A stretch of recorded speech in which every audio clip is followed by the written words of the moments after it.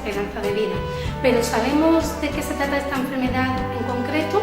¿Cuándo comienzan los primeros síntomas y de qué forma comienzan a manifestarse? ¿Influye el factor genético? Intentamos resolver todas estas cuestiones en el programa de hoy en Hablamos de nuestro cuerpo.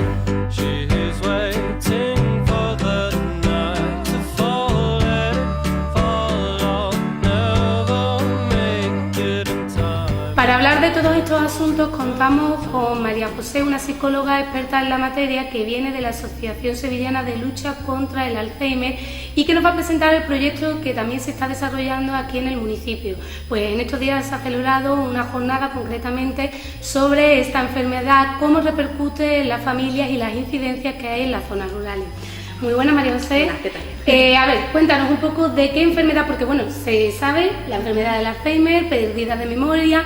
Los expertos dicen que esta enfermedad amenaza con convertirse en una epidemia en los próximos años debido a que está incrementando la incidencia de vida, el aumento de vida. Entonces, ¿de qué enfermedad estamos hablando, María José? Bueno, estamos hablando de una enfermedad que no solamente se da en personas mayores, sino que cada vez hay mayor número de casos y cada vez con un diagnóstico más precoz, ¿no? Se están dando personas más jóvenes con esta problemática, ¿no? Y la verdad es que es de un impacto importante, ¿no? A nivel económico, familiar, social, ¿no? Es preocupante, la verdad. La Confederación Española de Asociaciones de Enfermos de Alzheimer ha puesto en marcha un proyecto piloto que, bueno, nuestro pueblo ha tenido pues la satisfacción de acoger y es presentar esta enfermedad a los vecinos. El hecho de que hoy estés tú aquí es también para esos vecinos que no han podido asistir a la conferencia que conozcan un poquito más lo que es esta enfermedad. ¿En qué consiste este proyecto y por qué? Vale, el proyecto se titula Formación de la enfermedad de Alzheimer en zonas rurales. ¿Qué quiere decir? Que se va a acudir, yo voy a estar durante todo el mes de noviembre acudiendo a municipios que no tengan asociación de Alzheimer y que coincide que son zonas rurales, porque en las capitales en todas hay ya algunas o incluso dos, que en Sevilla hay dos asociaciones. Entonces el proyecto a lo que se destina es sobre todo a acercarnos a los cuidadores de pacientes con esta enfermedad para que tengan mayor información y facilitarles recursos, porque yo en la charla, aparte de hablar de la patología y de los síntomas y demás, hablo también de qué recursos disponibles hay y sobre todo qué asociaciones hay en la zona a las que puedan acudir. Hablando sobre la patología en sí, me estás diciendo que cada vez esta enfermedad incide en personas más jóvenes. ¿A partir de qué edad comienzan los primeros síntomas? Porque muchas veces creo yo que lo achacamos a despistes. Entonces, ¿qué despistes son los que deberían de preocuparnos y cuál no? Vale, bueno, el Alzheimer es un tipo de demencia que conlleva un deterioro de las capacidades que no es propio de la edad, ¿no? Entonces, en personas mayores muchas veces se nota sobre todo en fases más avanzadas, ¿vale? En personas más jóvenes a veces se nota en fases más iniciales, pero no siempre es fácil detectarlo porque dependiendo de las capacidades que tenga esa persona, pues se aprecian más o menos esas dificultades. Incluso hay personas que tienen mucha capacidad intelectual y elaboran estrategias de compensación para, digamos, solventar esos problemas. ¿Edad a la que se puede diagnosticar? Pues la variabilidad es amplia, ¿no? Ha habido casos incluso de 45 o 50 años con síntomas ya evidentes. Lo que ocurre es que es una enfermedad que cuando da la cara a los síntomas ya permanece en el organismo durante 10 o 15 años. Porque lo que se produce es una acumulación de una serie de proteínas que tenemos, pero que por esa sobreacumulación produce la muerte neuronal, la muerte cerebral en determinadas zonas y se va degenerando el cerebro progresivamente. Entonces, mientras que la acumulación no sea excesiva, no hay síntomas evidentes, pero llega un momento en el que ya los síntomas son claros, ¿no? Y empieza por fallos de memoria, que es lo que me comentabas. ¿Por dónde empieza? Pues la persona empieza a olvidar cosas del día cotidiano, ¿no? Por ejemplo, dónde he guardado las llaves, dónde he aparcado el coche, o si le he preguntado a mi familiar X cosas, ¿no? Entonces cada vez esos despistes son cada vez más notables. Pero me estás hablando de cosas que hoy en día prácticamente a todos nos pasan, ¿no? ¿Dónde he puesto las llaves o dónde he dejado esto? Claro. ¿Cuándo esos signos tienen que ser alarmantes? A ver, sí es cierto que vivimos en una sociedad metidos en un ritmo de estrés y de ocupación excesiva y evidentemente la ansiedad produce pérdida de memoria, no porque se nos lesione la zona cerebral que lleva a cabo este proceso, sino porque al estar más agitados, más desatendidos a la hora de preocuparnos por cosas o de echar cuenta de determinados aspectos, pues no almacenamos bien lo que está ocurriendo, ¿no? Si no atendemos bien, no memorizamos bien. Entonces, esas pérdidas de memoria, evidentemente, si se descarta que haya una ansiedad excesiva o que hayan otros problemas, como puede ser una posible depresión, otras dificultades, entonces sí que ya se podría determinar que esté ocurriendo. De hecho, muchas veces es difícil determinar signos de alarma, porque incluso el proceso de diagnóstico es complejo.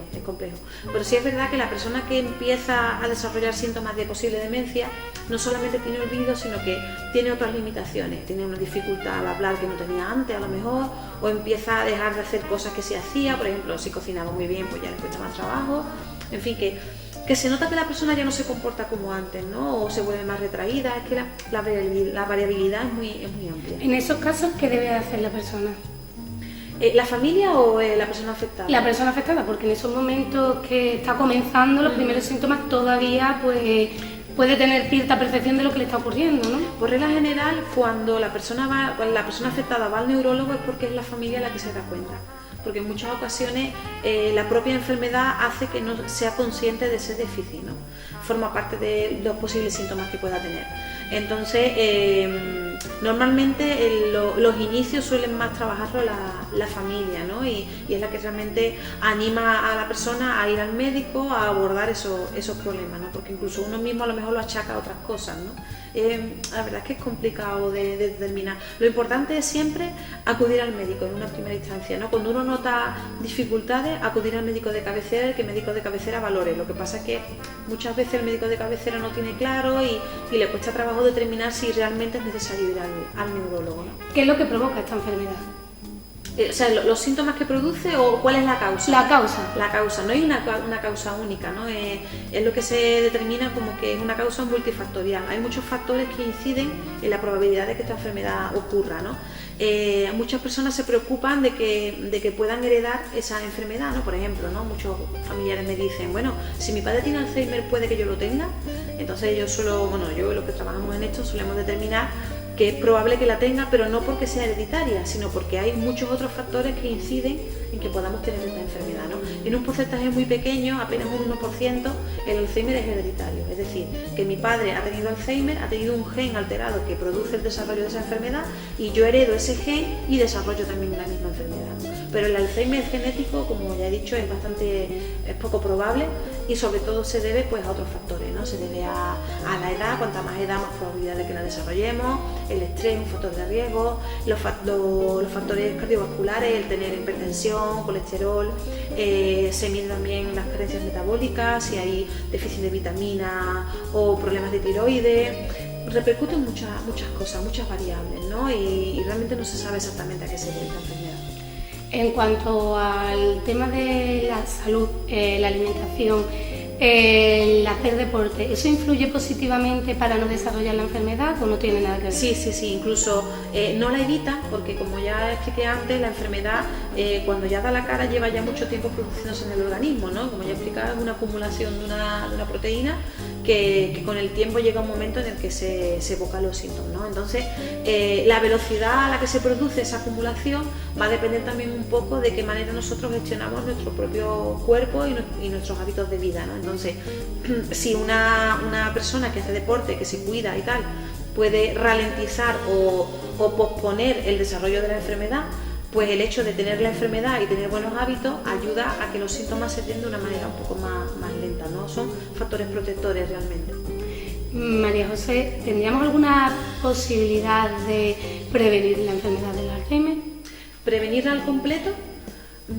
Yo creo que no, porque como no se sabe realmente la causa, no es decir, si dejas de hacer esto o de consumir esto, vas a evitar la enfermedad. Realmente no, porque como no se sabe por qué se produce esa sobreacumulación, pero sí es cierto que si intentamos dormir lo mejor posible, intentamos comer lo mejor posible, intentamos no abusar de los tóxicos, de alcohol, tabaco, intentamos tomarnos la vida de otra forma, de una manera un poco más relajada, intentamos afrontar la vida de una manera más proactiva, si la enfermedad nos sobreviene, nos vendrá en un momento más tardío, ¿no? De hecho, es uno de los aspectos que más llama la atención de esta enfermedad, ¿no? Que hace 30 años ocurría en personas mayores y a día de hoy cada vez la enfermedad se está dando en edades más jóvenes, ¿no? Entonces, claro, no es que la enfermedad esté cambiando, no es un virus que entra en el organismo, el desarrollo es el mismo. Lo que pasa es que el estilo de vida ha cambiado sustancialmente y la forma en que la enfermedad se expresa y empieza a desarrollarse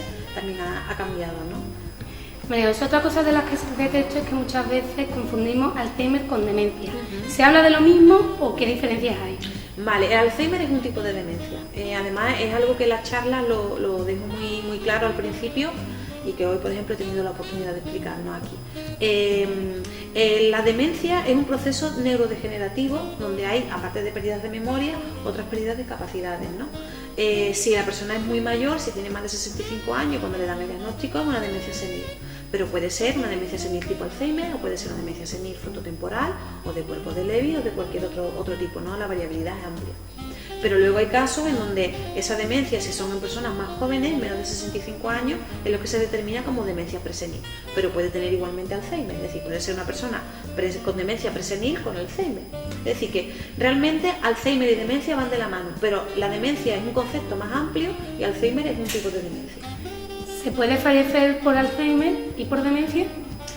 A ver, en concreto el Alzheimer, que es la tipo de patología que más manejamos nosotros en la asociación y es la más frecuente realmente, siempre se ha tenido claro que el Alzheimer de por sí no es letal, es decir, la persona no muere porque tenga Alzheimer. Pero sí el deterioro que causa en tu cuerpo. Claro, hay personas que fallecen cuando tienen Alzheimer porque como llegan a la fase final, el cuerpo ha experimentado durante tanto tiempo una degeneración tan clara que llega un momento en el que la persona fallece pues porque ya no come bien, ya su cuerpo de estar tanto tiempo encamado ya no funciona correctamente, en fin, que es por la propia degeneración, no es el hecho de tener Alzheimer, porque hay mucha gente que tiene Alzheimer que fallece en estadios más intermedios, ¿no? Entonces no es un curso que el final sea la muerte, sino que es simplemente una enfermedad que se va dando durante la vida y dependiendo del tiempo que esté en nuestra vida, pues llegaremos al final de esa enfermedad o no, falleceremos por otro motivo. De hecho, cuando se descubrió esta enfermedad a principios del siglo XX, la señora que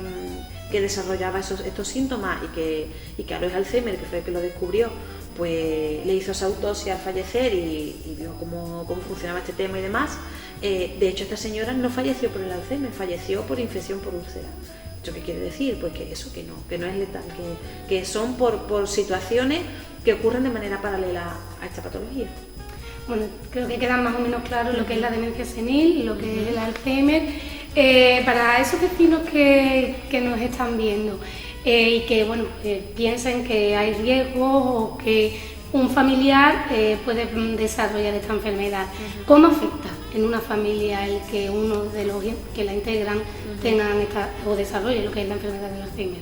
Es un impacto bastante importante, ¿no? Lo que ocurre es que, como os hablaba antes, la diferencia entre senil y presenil marca muy bien la forma en que va a impactar en la familia, es decir, todos llevamos en nuestra educación la idea de que en algún momento cuidaremos de nuestros padres. Entonces, una persona mayor que desarrolla una demencia no produce tanto impacto como en una persona joven, porque a fin de cuentas es probable que si desarrolla el Alzheimer ya sea dependiente por otros motivos. Entonces, es simplemente añadir algo más a la tarea de cuidado, que evidentemente es difícil, ¿no? No es fácil entender que tu madre a lo mejor ya no sepa cómo te llamas, o que no te recuerde, o que se ponga agresiva, o que ya no sea capaz de hacer las cosas que hacía, ¿no? Es duro y es difícil, pero sí es cierto que cuando esta enfermedad impacta en una persona joven, está entrando en una familia donde todavía la persona afectada puede que esté trabajando, esté en activo, incluso los hijos vivan todavía en el domicilio familiar, una relación de pareja en la que comparten todavía muchas cosas. Si es una persona mayor, a lo mejor está viuda y no tiene la misma actividad, es decir, que el impacto en la familia en toda situación es importante, pero cuanto más joven se sea, más rompe la estructura familiar. ¿Qué índice de casos de Alzheimer hay en las zonas rurales? ¿Se afecta más en las ciudades o en las zonas rurales? No creo que haya una estadística que determine esa diferenciación de manera significativa, ¿no? El hecho de que se esté haciendo este proyecto no es porque haya en la zona rural más prevalencia que en la zona urbana, ¿no? Muchos familiares me preguntan, ¿por qué zonas rurales, no? Pues zonas rurales porque son zonas que están más desprotegidas a nivel de recursos. Es decir, yo he ido a un municipio donde a lo mejor hay una ambulancia en una comarca de 4 o 5 pueblos, ¿no? Entonces no es lo mismo que Sevilla capital, que hay personas que cogen un taxi y en 5 minutos están en urgencias, ¿no? En las capitales pues suele haber más asociaciones, los ayuntamientos ponen más servicios públicos, que ya de por sí la enfermedad tiene pocos recursos, pero en un pueblo, y cuanto más alejado esté de una zona urbana, pues se puede ver la familia más desprotegida, ¿no? Entonces el impacto no es tanto de que sea más frecuente en zonas rurales como de la falta de recursos que pueda haber la familia en esa localidad. Hablando de recursos, María José, hace unos días Madrid publicaba una noticia en la que se van a entregar pulseras para localizar a los enfermos de Alzheimer, bueno, y que de este modo estén, bueno, podríamos decirlo, vigilados las 24 horas, y sobre todo, me imagino, también para la tranquilidad de los familiares. ¿Qué recursos? ¿De qué recursos se pueden beneficiar las familias en los que hay algún caso de Alzheimer? Bueno, sí, resumiendo, ¿no? Para no extenderme mucho, hay recursos públicos, que son pocos, pero bueno, están servicios sociales que pueden gestionar, por ejemplo, la contratación de un localizador, o por ejemplo la tramitación de cualquier gestión, como puede ser la ley de dependencia, que todos conocemos ya y que funciona como funciona, ¿no? Porque es los recursos que hay ahora mismo. El grado de minusvalía, que bueno, no aporta una ayuda económica, pero sí a lo mejor facilita con una tarjeta de minusválido el acceso al médico o el desplazamiento, ¿no? Y además se desgrava, creo que algo, ¿no? Por tener esa discapacidad reconocida. Luego pues está pues los procesos legales de incapacitación que permiten asegurar el patrimonio de la persona, ¿no? Luego los servicios públicos, ¿no? Está el médico de atención primaria, el neurólogo y demás, pero bueno, son recursos que se quedan bastante reducidos, ¿no? Y dependiendo también de la localidad, pero aún así, aunque haya muchos recursos a nivel público, suelen ser cortos porque es una enfermedad que demanda mucho. Entonces, las asociaciones de familiares forman parte de esa batería de recursos que intentamos incluso englobar todos y ofrecer de forma conjunta un apoyo tanto a la familia como al enfermo. Tenemos trabajador social que gestiona trámites y demás, un psicólogo, por ejemplo, yo en mi asociación, que hace terapia individualizada o grupos de apoyo, coordino los talleres de estimulación, hacemos actividades lúdicas para que el cuidador se sienta que no solamente cuida, sino que también se divierte, en fin, que desgraciadamente los recursos son cortos y las asociaciones de familiares, tanto las individuales como CEAFA, que es la española, ¿no? Que es la que promueve este proyecto, pues lo que permite es que la familia autogestione sus recursos y tenga un lugar al que acudir sin tener que pedir una cita o sin tener que esperar un año a que lo vea un especialista, ¿no? Lo que pasa es que, bueno, el servicio médico sí es verdad que se centra en la salud pública o la salud privada, pero no solamente la enfermedad, el atender el médico es simplemente un control rutinario. Esta enfermedad tiene mucha más necesidad más allá del médico, ¿no? Esta atención psicológica, el aportar pautas, el dar consejos, el escuchar, el que se sienta apoyada la familia, que el enfermo se sienta también acompañado, ¿no? Es muy complejo y afortunadamente las asociaciones existimos y podemos compensar de alguna manera esas carencias, ¿no? El enfermo es importante, pero creo que aún más es la figura del cuidador, ¿no? Sí. Y bueno, un cuidador necesita un apoyo que es primordial. Ahí también estáis las asociaciones, como estás bien diciendo. Claro. Y pienso que para las familias en las que se dan estos casos, el cuidador siempre es la persona que se deja de lado. Entonces yo creo que hay que mandar también un mensaje a ese tipo de personas, ¿no? Totalmente. El cuidador incluso tiene un papel poco peliagudo lo que voy a decir, ¿no? Pero el papel del cuidador es casi incluso más importante que del enfermo, porque el enfermo, bueno, la persona afectada, ¿no? Para el enfermo es muy fea. La persona afectada está atendida ya en mayor o menor medida por la salud pública, no por los médicos, pero el cuidador, si no encuentra un sitio donde apoyarse, está totalmente desprotegido, tiene necesidad de recursos, de tiempo, de que alguien se haga cargo del familiar para que él pueda descansar y respirar, ¿no? De tener un sitio donde apoyarse, de tener un recurso económico que le permita compensar todo lo que va a necesitar hacer, ¿no? Y de hecho, si el cuidador no está bien, el paciente, o sea, la persona afectada no está bien, ¿no? Es importante que el cuidador se encuentre bien, que se encuentre dentro de la situación, que esté lo mejor posible para que pueda cuidar con calidad, ¿no? María José, ¿qué tipo de coste tiene el pertenecer a este tipo de asociaciones? Porque muchas veces, como estás diciendo, los recursos son mínimos y el tener una persona enferma con estas características en casa, pues supone también un incremento de costes. Claro. A ver, nosotros las asociaciones realmente, si todo funcionara bien, pues los servicios que ofreciéramos serían gratuitos para el socio, ¿no? Porque eso significaría que los estamentos públicos nos subvencionarían todos los gastos que tenemos, ¿no? Hay entidades que tenemos la suerte, como la nuestra, de que el local es cedido, pero hay otras que tienen que alquilar el local. Tienen que pagar agua, tienen que pagar luz, tienen que pagar nómina, tienen que pagar un gestor que gestione los trámites, tienen que pagar una limpiadora que limpie, tienen que comprar material, en fin, hay mucho por detrás, ¿no? Entonces intentamos que dentro del gasto sea lo menor posible. Las asociaciones, la Alzheimer y de otros tipos, pues funcionan lo mínimo con una cuota de socios, ¿no? Cada asociación de familiares tiene una cuota diferente. Yo hablo de la mía, ¿no? La cuota del socio nuestra son 50 € al año. Entonces con esa cuota, excepto el taller que tiene una cuota añadida porque implica un coste mayor y no nos llegan las subvenciones, pero quitando el taller, con esa cuota, durante todo un año la persona puede tener atención psicológica en el tiempo que considere yo si lo estoy llevando, tiene atención social, si necesita un informe se le da, si necesita orientación se le da, si tiene que ir a talleres de cuidadores los damos todos los meses, es decir, que si medimos y sopesamos el gasto económico con los servicios que se ofrecen, la diferencia es notable, ¿no? Es notable. Incluso los talleres, que es un coste mensual, que es un poquito más caro entre comillas, realmente no cubre lo que se está trabajando, porque este servicio a nivel privado completamente en una empresa sería muy costoso. María José, vamos finalizando. Las personas que nos están viendo, ¿a dónde podrían dirigirse en caso de que se haya detectado Alzheimer en sus hogares, algún caso? Aquí no tenemos asociación, pero las más próximas, ¿dónde podrían solicitar información? Vale, nosotros, la asociación que es más cercana a Castilblanco es la de La Rinconada, que ellos tienen unidad de día, llevan un tiempecito con unidad de día, pero bueno, aunque yo siempre informo de la más cercana, pueden acudir a la que consideren mejor, ¿no? Yo aquí en Servicios Sociales, como el área de Servicios Sociales es la que ha organizado este evento, con ayuda de la subvención de CEAFA, pues a ellos se les ha facilitado información de todas las asociaciones que hay en la provincia, para que cualquier persona del municipio que tenga interés o necesidad de saber más información pueda venir aquí y pueda estar informado, ¿no? De todas maneras, interés amplio y haciendo una búsqueda sobre asociaciones de Alzheimer Sevilla va a salir, porque muchas de nuestras asociaciones tienen página en Facebook o tenemos página web, en fin, que intentamos estar en comunicación con la gente, ¿no? María José, para finalizar, ¿qué mensaje le daría a nuestros vecinos y vecinas? En todo momento he estado hablando contigo, pero por dirigirme a la población, pues bueno, yo estoy muy agradecida por la acogida que ha tenido esta charla. Ha sido un aforo reducido porque entiendo que muchas veces la persona que quiere venir no puede porque no tiene posibilidad de acudir, porque tiene una persona que esté cuidando, o la persona que piensa que quiere venir le da un poco de reparo de saber más sobre esta enfermedad, ¿no?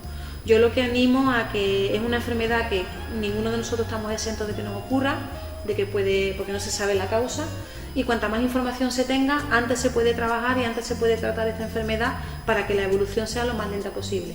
Y esto implica tener mayor calidad de vida, tanto de la persona afectada como del familiar que está al lado, ¿no? Así que yo mando un mensaje de ánimo, de esperanza y de lucha ante la enfermedad, ¿no? Como nuestra asociación, que se llama Asociación Sevillana de Lucha contra el Alzheimer, porque ante las enfermedades hay que luchar, no hay que achantarse y quedarse atrás, sino tener una actitud proactiva de intentar, dentro de lo malo, estar lo mejor posible y sentirse lo mejor posible. Muchísimas gracias, María José, por todas estas explicaciones, y nada, yo me uno a tus palabras, a que hay que cuidarse y que la detección precoz es muy importante para este tipo de enfermedades, así que ante cualquier síntoma acudan al médico de cabecera y a tener una vida saludable.